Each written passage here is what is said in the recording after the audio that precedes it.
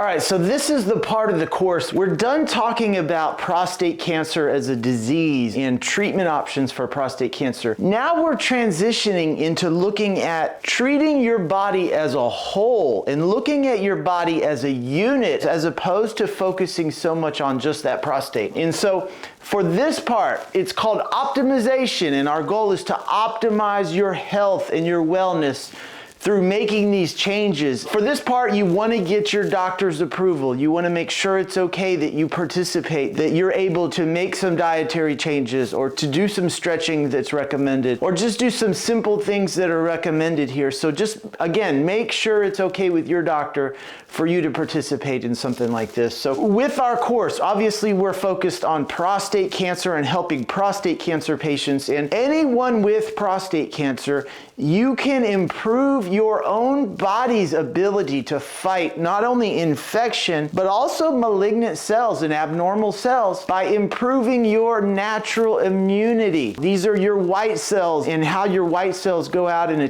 invade structures that are foreign to your body, like infections, like viruses, bacteria, fungus, mold, all these different things that can find themselves in our body. Your body has the innate ability to go and attack and kill those things. That also goes for abnormal cells. Your body recognizes abnormal cells, and it has a natural mechanism to go and recruit other cells to kill these abnormal cells. Now, that can become a problem, and you can have an overgrowth of abnormal cells when your own body's natural immunity is not functioning optimally. And so the first thing anyone needs to do when you are faced with metastatic cancer or recurrent infections, things like that, you have to look at your diet. Diet number one, this is where you are going to get the biggest bang for the buck, is by making some small dietary changes to improve your overall body health. And the reason for that is 60 to 80% of your body's immunity lives in the gut, in the stomach, in the intestines, and things like that. And so your immunity is so important. Gut health now has to be a priority to improve your body structures. Your immunity is improved and your body can naturally fight not only the infections, but also abnormal cells. So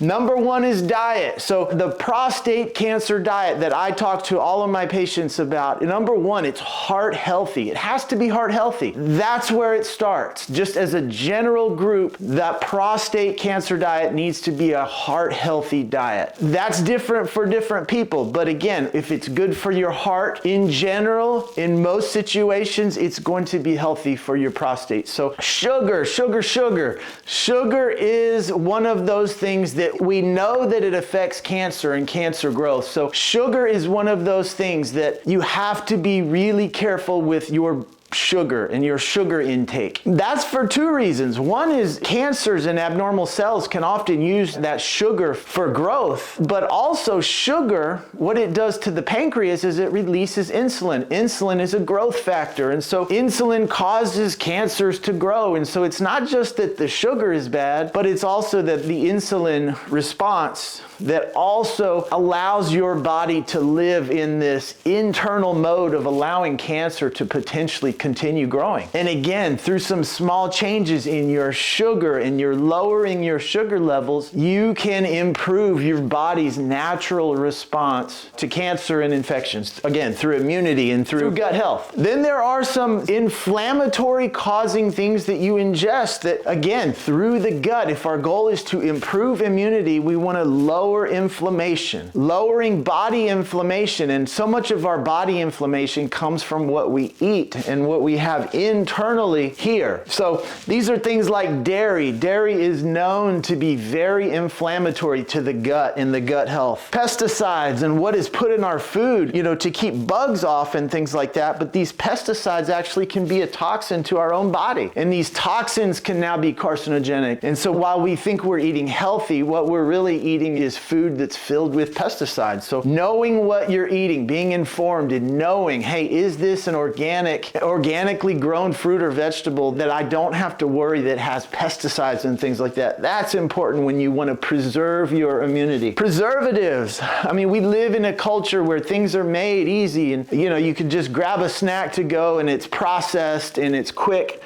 Those processed things are not good for our bodies. They really aren't. The more natural foods you can eat, the more fresh fruits and vegetables. I know you've heard it 1,000 times. Everyone is saying this because it's essentially true.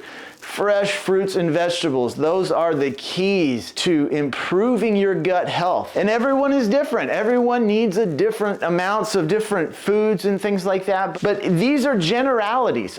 Obviously, your own body will respond differently than mine, but preservatives, I know preservatives, they create inflammation in my own body. And this is something that, because I believe in this so much, this is something that I do in my own life to really try to improve my immunity, really focus on making some of these tough dietary changes. And then heavy metals. We get heavy metals from a lot of different places. One of them is actually in our tooth fillings that we had in us since we've been kids. And these heavy metals can leach into our system, and just a little bit of heavy metal increase in your body can have profound effects, even on the neurological system. So again, when you are looking at optimizing your health, optimizing your immunity, you just don't want to put a lot of heavy metals in your body. There's no doubt. And if there are ways to detox from these heavy metals, these can be ways that can help improve your immunity. Again, all of this stuff is related. Any disease process, whether it's cancer or an inflammatory condition, all these chronic conditions that we see in medicine, so many of them start in the gut and what we eat and what we ingest. And again, if you can make those tough changes, and I know I am my own